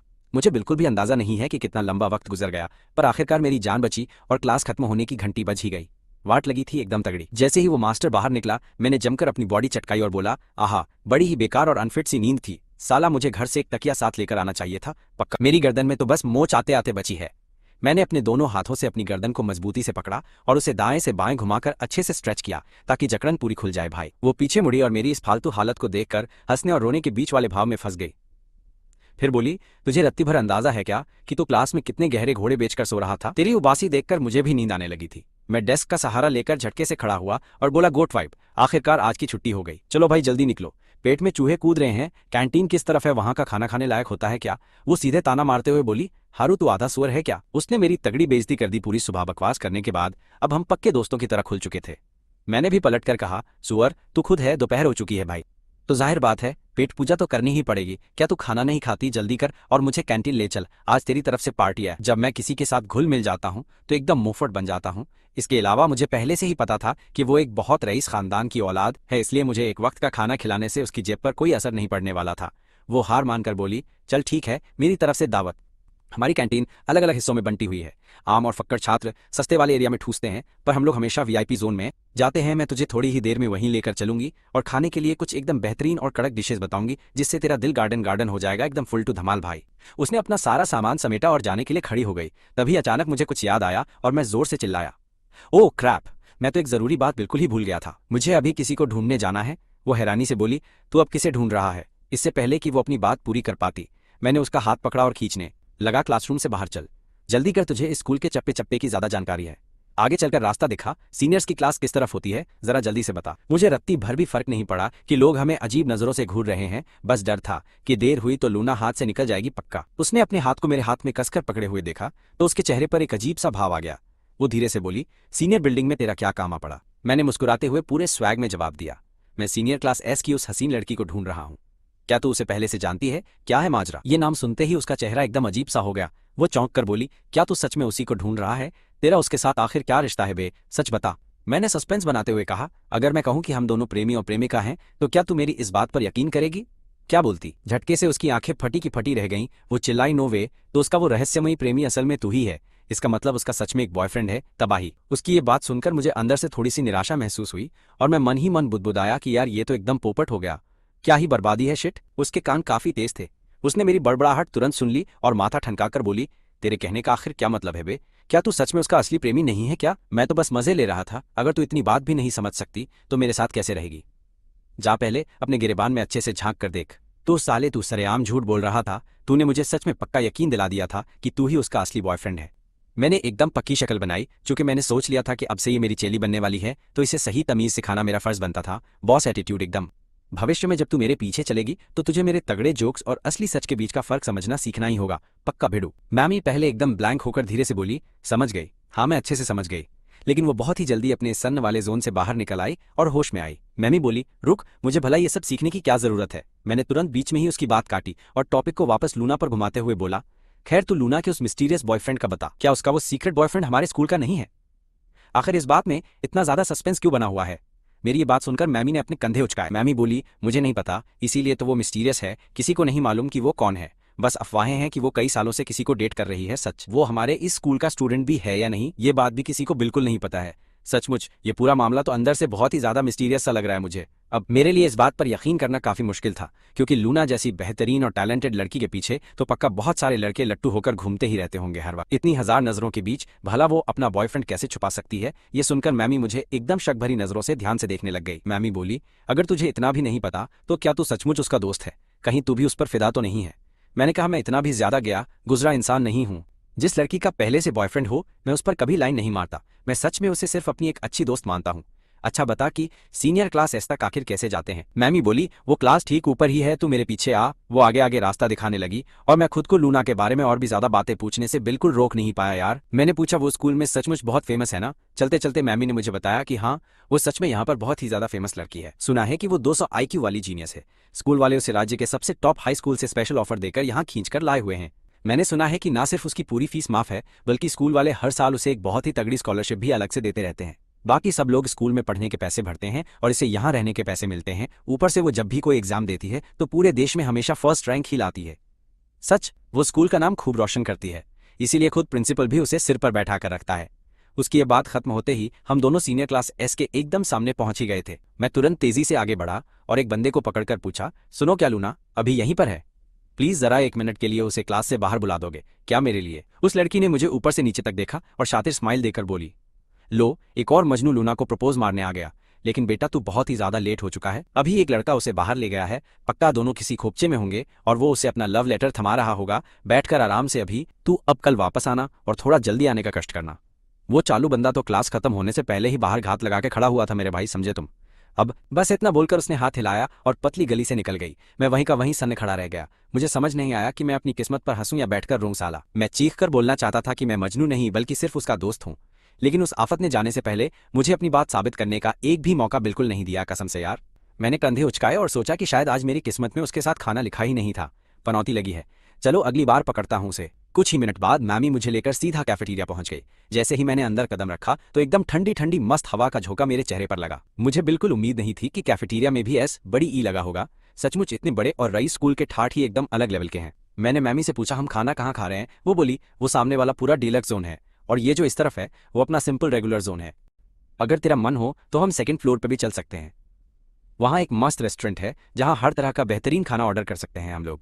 मैमी ने उंगली से इशारा करके पूरा सिस्टम समझाया। मैंने कहा सेकंड फ्लोर पर जाने का कोई लोड मत ले, पहले यहीं नीचे का खाना टेस्ट करके देखते हैं कि कैसा बनता है। खुशबू तो काफी ज्यादा कड़क आ रही है। जैसे ही हम बैठने की जगह ढूंढ रहे थे कि हमारी क्लास के कुछ लड़कों ने हाथ हिलाकर हमें अपने पास बुला लिया। मुझे शक्लें ज्यादा याद नहीं रहती और सिर्फ एक सुबह में पूरी क्लास के नाम रटना मेरे बस का नहीं था, इसलिए मैंने बस स्माइल दी और बात को वहीं पर दबा दिया। गुरु, एक लड़की मजे लेते हुए बोली, तुम दोनों एक साथ कैसे हो? अभी तो सिर्फ एक सुबह ही हुई है, मिले हुए क्या इतनी जल्दी तुम दोनों का आपस में टाका भिड़ गया है?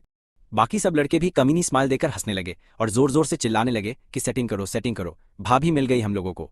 उनकी आवाजें पूरे कैफेटेरिया में गूंज रही थीं, जिससे आसपास के सब लोग हमें घूरने लगे। ठीक उसी समय जब नत्सुमी ने अंदर एंट्री मारी तो उसके कानों में भी ये भसड़ पड़ी। ये हंगामा सुनकर उसकी नजर भी अपने आप हमारी तरफ घूम गई। उसने भीड़ में मुझे देखा और जाहिर है मेरे ठीक बगल में चिपकी हुई मैमी भी उसे साफ नजर आ गई। उसे देखते ही उसने अपनी आंखें सिकुड़ी और मन में सोची, अच्छा तो यही वो बड़ी अप्सरा है जिसका ये लड़का मेरे सामने भौकाल झाड़ रहा था। है तो इसकी नज़र में इसे खूबसूरती कहते हैं। उसने मेरी घटिया पसंद का अंदर ही अंदर मजाक उड़ाया। वो मेरी पुरानी बात से थोड़ी सी चिड़ी हुई तो जरूर थी, लेकिन अब जैसे ही उसने उस लड़की की साधारण सी शक्ल देखी तो उसके दिमाग की सारी टेंशन और खुजली एकदम से हवा में गायब हो गई। फिर उसने अपने बगल वाले चमचे का हाथ पकड़ा और टशन में सेकंड फ्लोर की तरफ निकल गई। वो हमेशा से ही पूरी महफिल की जान बनी रहती थी यार, इसीलिए उसके आते ही मेरी क्लास के सब नल्ले लड़के भी लार टपकाते हुए उसकी तरफ खींचने लगे। एक बोला, अरे वो देख नत्सुमी जा रही है, वो तो ऊपर सेकंड फ्लोर पर खाना खाने जा रही है। दूसरा बोला, क्या हमें भी ऊपर चलकर ही खाना चाहिए? भाई सचमुच वो कतई जहर माल है उसकी, हर एक अदा से एकदम खानदानी और रईस वाली महक छलकती दिखाई देती है कसम से। वो तो पक्का हमारे पूरे स्कूल की रानी है। इन छपड़ियों की बातें सुनकर मैंने अपनी भौं उठाई और बोला, क्या सचमुच यही स्कूल की रानी है? क्या सच में पूरे स्कूल में इससे ज्यादा कड़क और सुंदर कोई नहीं है? मुझे तो लगता है कि सीनियर ईयर वाली लूना भी दिखने में बहुत ही ज्यादा खूबसूरत माल है।